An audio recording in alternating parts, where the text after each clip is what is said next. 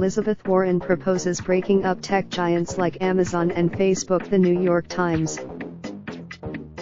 Senator Elizabeth Warren, the Massachusetts Democrat, who is bidding to be the, championed another expansive idea on Friday evening in front of a crowd of thousands in Queens, a regulatory plan aimed at breaking up some of America's largest tech companies, including Amazon, Google, Apple, and Facebook.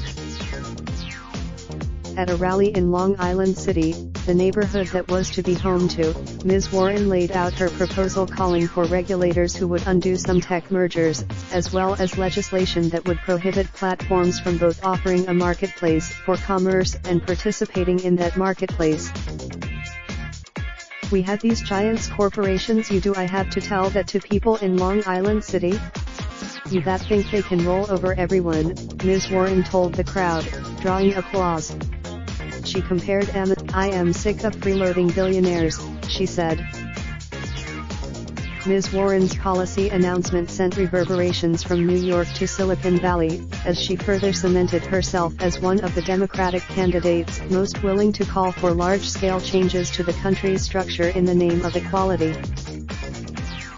Among the crowded field of Democrats seeking the presidential nomination, Ms. Warren has done the most to add detail to those early proposals, including a plan for universal child care, a tax on the country's wealthiest families, and, as of Friday, breaking up big technological giants. Ms. Warren's regulatory plan would also force the rollback of some acquisitions by tech giants, the campaign said, including Facebook's deals for and Google's purchase of Waze. Companies would be pressure for elected officials to place additional oversight on megatech companies has been building for months, particularly after revelations that companies such as Facebook may have. Ms. Warren is in the wide-open nomination race. Democrats, such as Ms. Warren, Senator Bernie Sanders of Vermont and Senator Amy Klobuchar of Minnesota have expressed a willingness to limit the influence of companies such as Facebook, Google, Apple, and Amazon. Though Mr. Sanders and Ms. Klobuchar have yet to present clear policy details.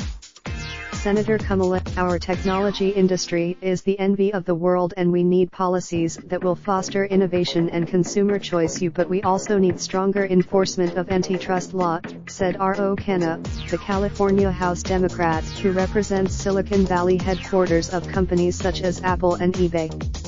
He said that Ms. Warren's plan creates two tiers of companies that would fall under the new regulations, those that have an annual global revenue of $25 billion or more, and those with annual revenue of $90 million to $25 billion.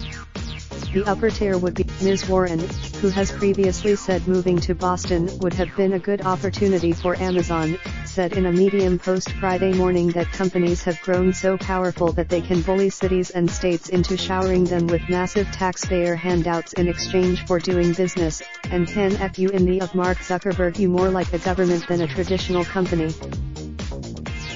During a brief interview later in New York, Ms. Warren refused to say whether government. Andrew M. Cuomo, that's not the point, she said. Before you even get, this is a refrain she has hit for years, including in a 2016 speech titled Reigniting Competition in the American Economy. Last year, Matt Stoller, a fellow at the Open Markets Institute in Washington and a former senior advisor to the Senate Budget Committee, said Ms. Warren's plan was practical and necessary. He compared there's been a traditional sense around the politics of D.C. that these companies are progressive, Mr. Stoller said. They're employees, but these companies have the moral frame of big tobacco, he added. They don't care.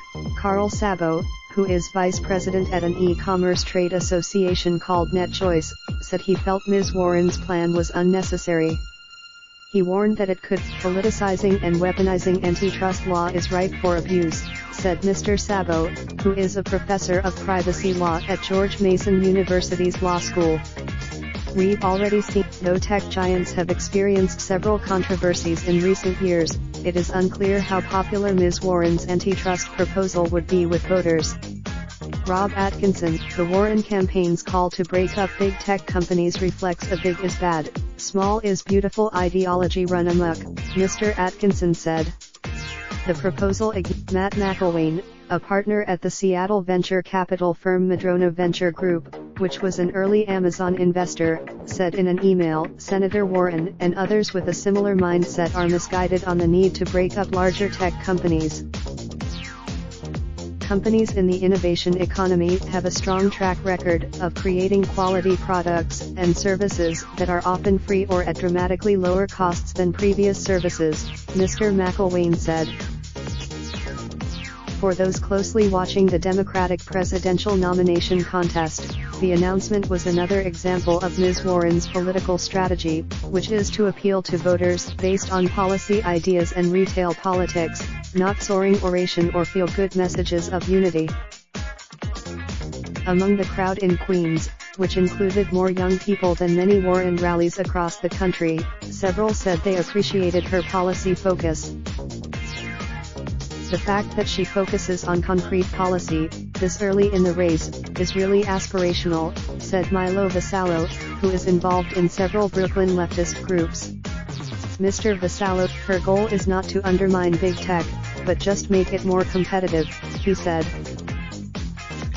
Kevin Murray, a 28-year-old law student who lives in Queens and who has not decided on a candidate to support, praised Ms. Warren's proposals as tangible. Mr. Murray also, "I would brought it for her to sign," he said, "but it was a rental." Opinion Zainab Tafeeqzai. Raindrop, drop top smoking, no cooking the hot pot. Fucking on your bitch, yeah, that. Looking up, open the park pot.